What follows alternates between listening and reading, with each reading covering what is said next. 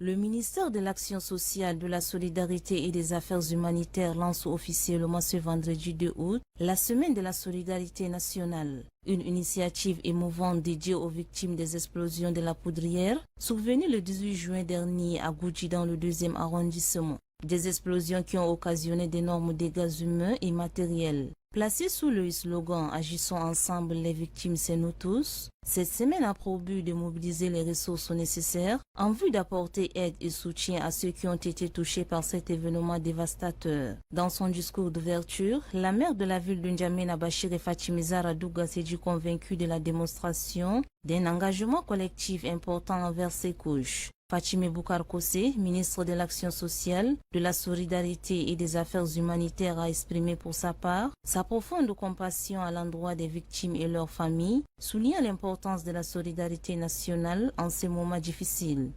À tous les victimes de ces fâcheux drames, permettez-moi, au nom de son Excellence Mohamed Idriss Déby Itno, président de la République, chef de l'État, d'exprimer à nouveau toute la compassion du gouvernement et du peuple tchadien.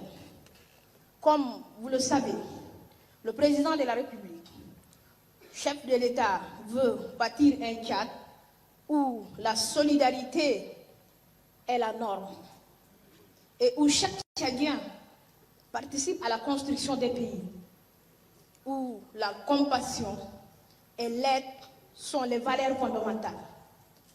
Victime de cet incendie, Mohamed Nouren Issaka salue cette action qui traduit l'engagement des plus hautes autorités du pays qui se sont très vite mobilisées pour apporter les premières réponses aux victimes et au rang desquelles le président de la République, Mohamed Idriss Déby Itno. Occasion également pour lui de formuler quelques doléances à l'endroit du gouvernement au nom de toutes les victimes. Nous remercions infiniment le gouvernement pour avoir lancé un appel solennel à tous les partenaires dévolus au secours des victimes, mais aussi et surtout au ministère de l'Action sociale, de la solidarité et des actions humanitaires pour avoir initié cette semaine spécifiquement consacrée à nous.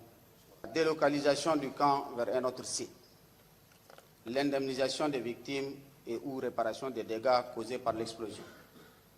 Monsieur le Premier ministre, les victimes vous demandent de transmettre fidèlement leurs doléances les plus légitimes au président de la République, chef de l'État.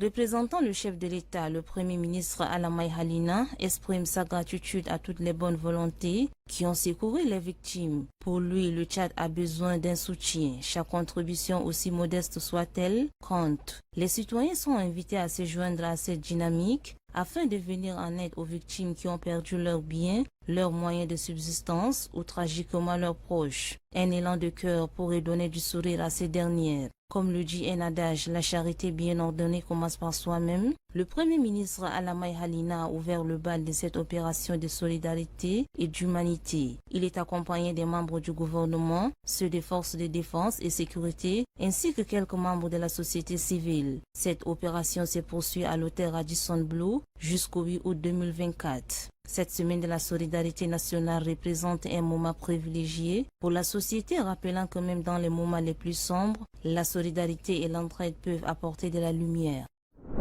C'est avec un sentiment de plénitude et de confiance que je m'adresse à vous ce matin à travers de cette cérémonie qui marque le début de la Semaine nationale de la solidarité.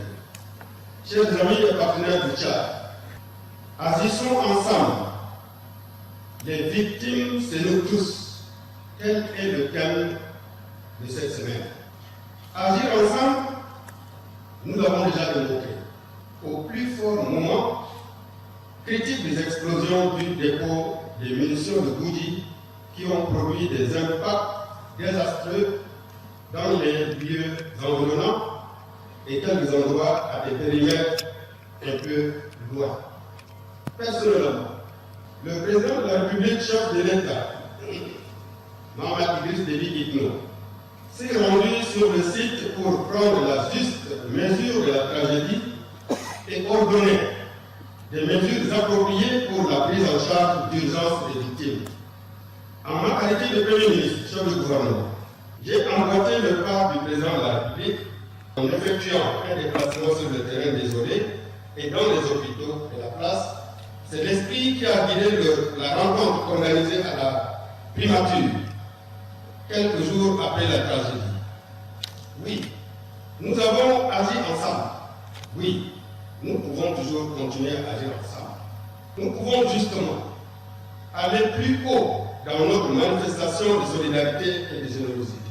Et telle est la philosophie toute simple qui motive la tenue de cette semaine nationale de solidarité dédiée aux victimes des explosions de Bougie. À cette date, nous avons des milliers de personnes qui sont sans abri et sans ressources alors que la saison de pluie vient complexifier l'équation déjà difficile à résoudre. Les dernières pluies enregistrées dans la capitale ont effectivement apporté leur lot de désolation et de détresse. Que de préjudices et de dégâts nouveaux. À cet égard, le Tchad que nous aimons tous a besoin de notre soutien. Chaque contribution, aussi modeste soit-elle, compte. Chaque geste a son inestimable valeur. Du haut de cette tribune, je réitère l'appel à la solidarité. Je sais que nous avons le pouvoir de poser ensemble une action réelle et significative. Nous sommes capables de tendre la main, de redonner espoir et de montrer que des hommes et des femmes peuvent se mobiliser pour la cause de leurs semblables en proie au manque, au dénuement et au désarroi. Et je saisis l'opportunité pour inviter nos frères et sœurs qui ne sont pas avec nous dans cette enceinte à se joindre à l'appel dynamique qui est enclenché. Je voudrais vous rassurer de l'engagement total du gouvernement à utiliser chaque ressource que vous nous confiez avec la plus grande transparence et rationalité. D'ores et déjà, il est mis en place un mécanisme de suivi rigoureux pour assurer une gestion optimale de l'aide